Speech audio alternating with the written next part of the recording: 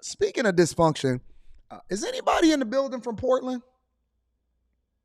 Is anybody in the building from Portland? Has anybody visited Portland? I've never been to Portland before, but somebody kept pinging me. Somebody kept pinging me with regard to what was happening in Portland, and they said that Portland was worse than all of these other cities. They told me that Portland was worse than the south side of Chicago, Red Zone in Detroit, Overtown, which they now redoing down there in Miami. They said that it's worse than any of these places that I done already brought to the front of the congregation. They said that Portland has been flying under the rug, but Portland is a piece of shit. Is that true? Is anybody familiar with Portland? And how awesome or how shitty is it? Persevere Data TV said it's trash. All right, well, we're going to find out. Make sure y'all hit a like for the YouTube algorithm, subscribe to the channel, and turn on your notification. I'm about to tweet this out. Make sure y'all retweet it. Make sure y'all share this on Threads so we can find out where this baby is. This is K2 News at 6 on your side. Remember the phrase, the city that works. It's the city that jerks. You know, I mean, how can you be this dysfunctional? This story's brand new at 6 tonight. Pulling out of Portland. After 4 decades of doing business in the city, a local developer says he's done. Good evening. Thanks for joining us, everybody. I'm Steve Dunn. And I'm Deborah Knapp. Kevin Howard just sold his last piece of property in Oregon. K2's Angelica Thornton has more on the final straw that sent him over the river. Ask Kevin Howard how he feels about Portland, and his emotions run the gamut. Mostly frustration as he opens the fence to his final slice of the city. This property was listed in January of 21 for $795,000. Yesterday, we sold it for $412,000. A big loss, but Kevin says he had nothing left in the tank.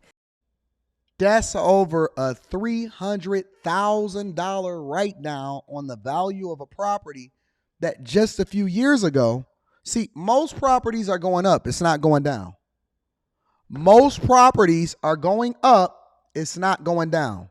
And this man said it's gotten so bad in Portland, which the person that's actually on the bottom of this is the mayor of Portland. They said it's gotten so bad in Portland, and there's such a degeneracy over in Portland that the value of the properties, and he's a builder and a developer that's pulling out of the city, has been written down by over 300,000. Listen, if you owe a nigga $5, he gonna be on your head. Hey fam, you got my $5? You got my $5? Justifiably so. But sometimes you may forget, hey yo, you did give me $10. I didn't even know that you wanted it back. I thought you was just paying for lunch. You owe a dude $10, they on your head top. If something gets written down by over $300,000, that's a problem. I'm gonna be reading super chats throughout the show. Let's continue. This tiny piece of property, a former pizza parlor, has been a nightmare for the past 3 years. The supposed homeless came in and kicked in the front door, and lived in it. And I waited till they came out and I had to board it up. But Kevin says that didn't do much. They just broke in again and again, living inside, outside, even in his dumpster enclosure, which they eventually set on fire. And Kevin tells us he got nowhere when he called police. And I said, well, what does the homeowner do? What does the property owner do? And they said, well, call the Central City Concern. And I said, what'll they do? And they said, well, they'll probably come out and give them a cup of coffee and some hot soup. He looked into hiring a security. So if you call the police from breaking in your shit, they gonna say, yo, let's just give them a cup of coffee and some hot soup. I just posted this on Threads. So make sure y'all share this so we can get a safe return of the baby in the Carly Russell case. I just posted it on Threads. Make sure y'all send this out to y'all friends and family. I'm about to put it on Twitter now. But that was too expensive, $15,000 a month. So he decided to get a fence, but the wait was 4 months. I said, why? And they said, because homeowners like mad are fencing their property to keep the drug addicts and the homeless out. So the trash piled up and Kevin tried to keep up, but it wasn't enough. Last summer, the city hit him with a nuisance fine. And it was $539.71. So you can't get the person that's squatting on your property out legally. They're preventing you from being able to get the person that's squatting on your property out. Okay, cool. So since you can't get them out, they also have the ability to be able to tear your shit up. Awesome. And then you're going to get fined for it. And then you getting fined for it. I just tweeted this out. Make sure y'all share this with your friends and family. And then you're going to get fined for it. So they can break in your shit, tear your shit up, squat on it. When I was seeing that pile of trash over there, I literally seen roaches climbing through the trash. I seen a roach. I'm telling you, I seen a roach. Hold on, let me see. Where the trash at again? Let me go back to the trash. I seen a roach crawling through the trash, bro. The fence to his final slice of the city. This property was listed in January. Hold on, let me see.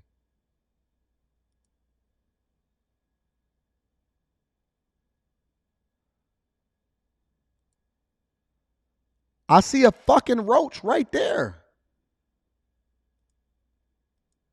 Look. The city, a local developer says You see it? You see it? It's right on the right-hand side. It's right on the right-hand side, Joe. It's right on the right-hand side, climbing through. You see it right there on that little branch right there? That's nasty, man. That's nasty, bruh. That's nasty, man. I will blow a whole place up if I see a roach. I'm out. I'm out immediately. Bro. That's nasty, bro. $139.71. Kevin paid it. A month later, he got a bigger bill, the original amount plus a penalty. The city told him they lost his check. So he paid the bill again, plus the extra $100. 2 weeks later, they sent me another bill for $639.71. I called them up, and they said, well, this might be a duplicate bill, but we've already put a lien on your property. That's crazy, bro. The fence was finally installed, and Kevin was able to clean up the property and eventually get the lien removed. But the drama dragged on for more than 6 months. I just remember the phrase, the city that works. It's the city that jerks. You know, I mean, how can you be this dysfunctional? We reached out to the bureau that fined Kevin, Development Services. They confirmed there was an error, telling us the issue was resolved and there's no outstanding balance owed. We also asked Mayor Ted Wheeler's office for an interview. Wheeler has been vocal about improving livability, reducing taxes and fees, restoring people's faith in Portland. People are picking up and they are leaving our community. A spokesman told us the Bureau of Development Services is not under Mayor Wheeler's portfolio. Commissioner Carmen Rubio's office did not get back to us. In the last year, 23,000, 13,000 for the fence. Dang. CD clean. He had to pay $13,000 just to get a fence, yo. $13,000 for the fence, and then you can't get nobody to help you. City officials are. It's laughable because city officials are supposed to be there. The police is supposed to be there to protect the citizens and the people that's actually doing the thing that's right for you.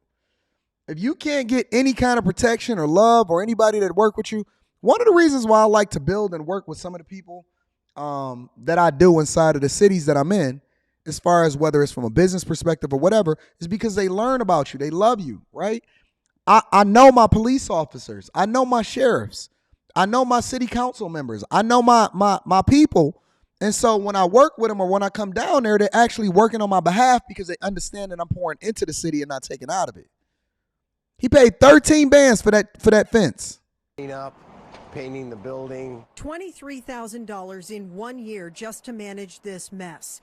But Kevin, who founded Northwest Self Storage and owns 70 properties over the past 4 decades, says it isn't about this one address. And I've been all over the world. I live in Australia for a couple years. I've been in all 50 states and all over. And I came back to Portland and I came back to Oregon because I loved it. I loved the people, the greenery, the lifestyle.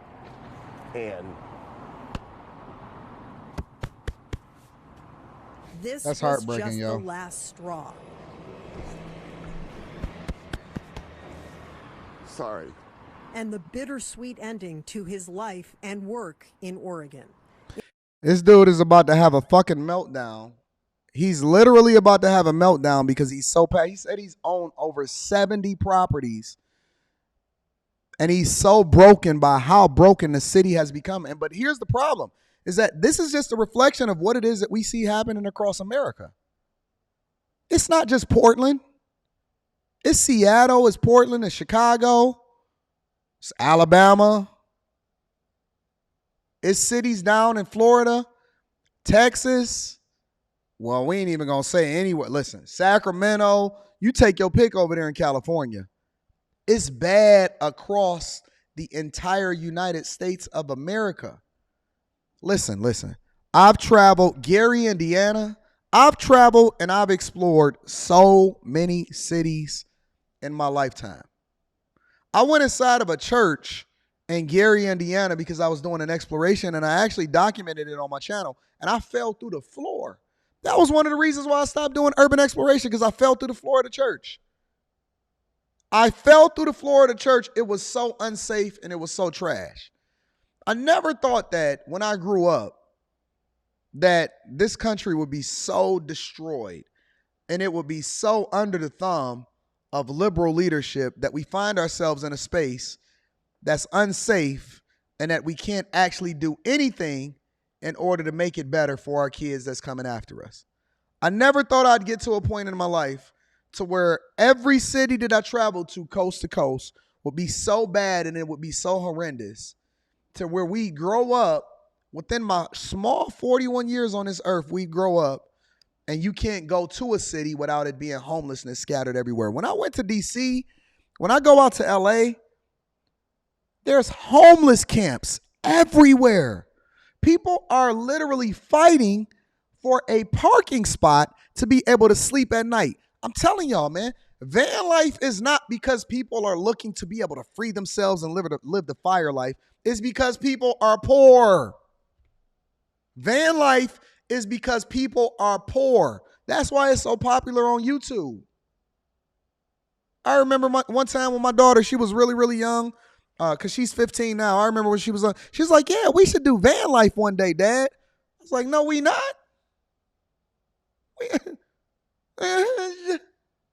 Ain't no good internet connection. What if somebody steal our house?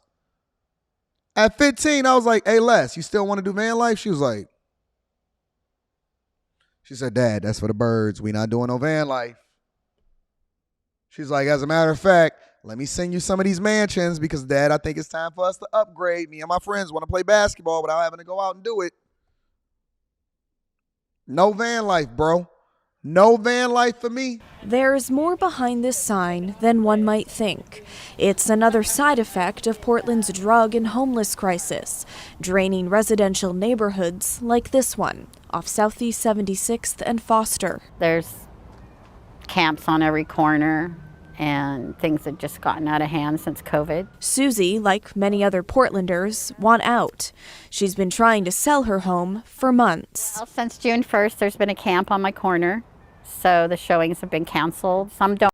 Since June 1st, they just set up a homeless camp on the corner of the street, bro.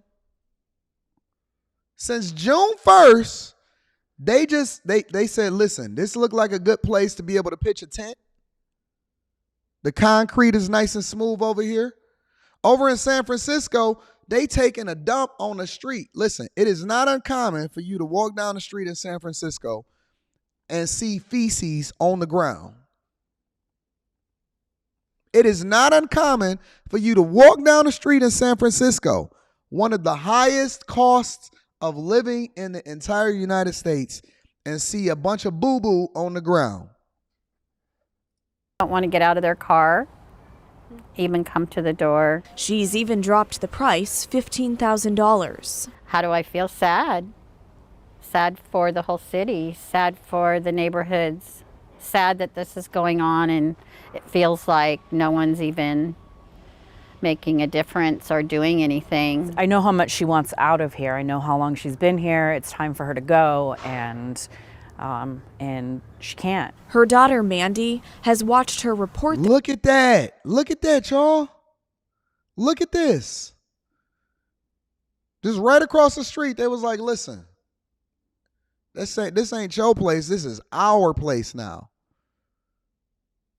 If you go over and you possibly looking to buy a home in a specific neighborhood, and then you seen somebody pitch a tent and they just set up a whole homeless camp, and then they using your water hose in order to shower in the morning, what type of shit is this? But see, what I keep telling y'all is that this ain't happening in just the black neighborhood. See, they not going over into your neighborhood and pitching a tent. They going over into the nice communities now. They going over into the nice communities now.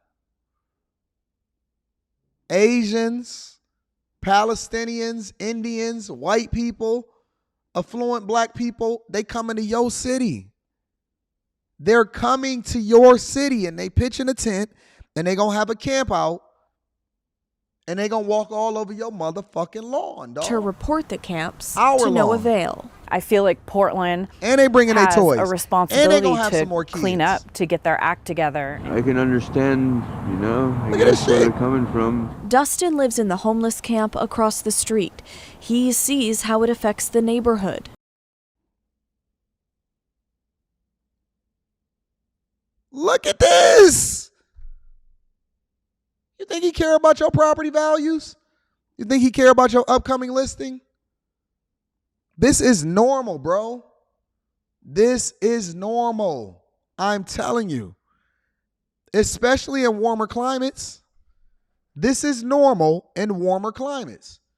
And so they feel comfortable lining up on your grass, using your water hose, and lowering your property taxes. Because the value of your crib is going down. Well, it makes me feel bad for her. Though Dustin faces common barriers, like no ID and an addiction to fentanyl. It's not very fun. It's not very fun at all. It wasn't a problem until we started talking about that fentanyl and that opioid crisis. It wasn't a problem. Listen, when it was in the black communities, it was like, wall that shit off. White flight, we got the resources to be able to get the hell up out of here.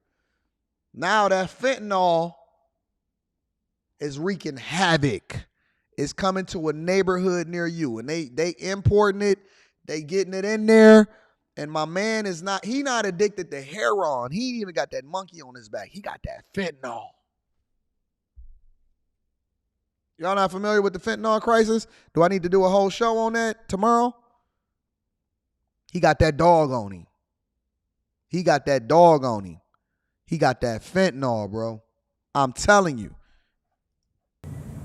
This campsite off Southeast Foster and 76th has been posted for removal. Those who live nearby say the city won't be able to address it until late July. Well, what is she supposed to do? She's just supposed to sit it out until the end of July? The city's latest data shows they've received nearly 3,000 new campsite reports in a week. 3,000 in Portland, Oregon. Over 3,000 new campsites. That's insane, bro. Think about that, bro. Over 3,000 new campsite reportings.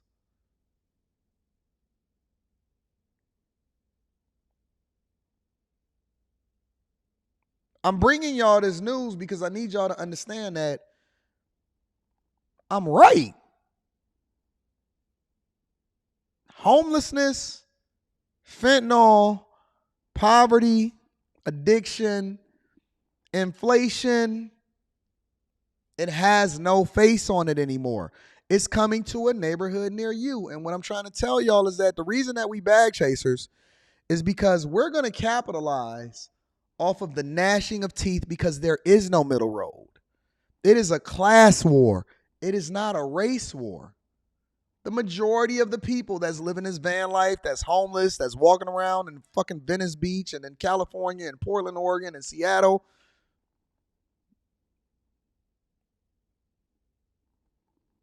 The majority of people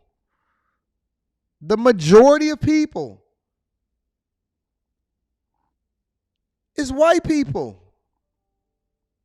I'm telling you. They don't have, listen, your federal government does not have solutions to how to solve for this. They don't have solutions for how to solve for this. They don't have a plan. They don't have solutions. They're not putting people back to work. They're not removing the drug problem. They're not getting people clean and locked up. They're not solving for the issues that you have within your community.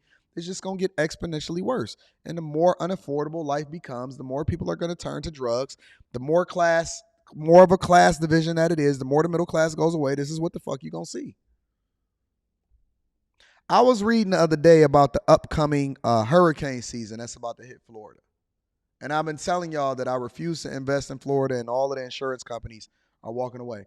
Don't you realize that these insurance companies is reading the same reports and they're refusing to renew y'all policies down in Florida because they understand what the fuck is coming?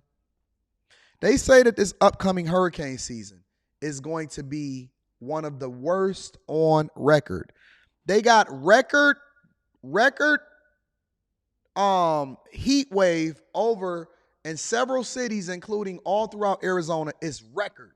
It's a record in the temperatures that's hitting Arizona. They say the upcoming hurricane season in Florida is going to be catastrophic and going to be worse than any other time in history. And y'all sitting here playing this game with me, y'all not making informed decisions. Y'all just running around like people with your head cut off, not planning for the future, not being intentional about how it is that you're going to prepare for what's going on out here in these streets. Okay. Eventually you're going to see it my way. One way or another, you're going to come over to the front of the congregation. One way or another, you're going to see it my way. I'm right.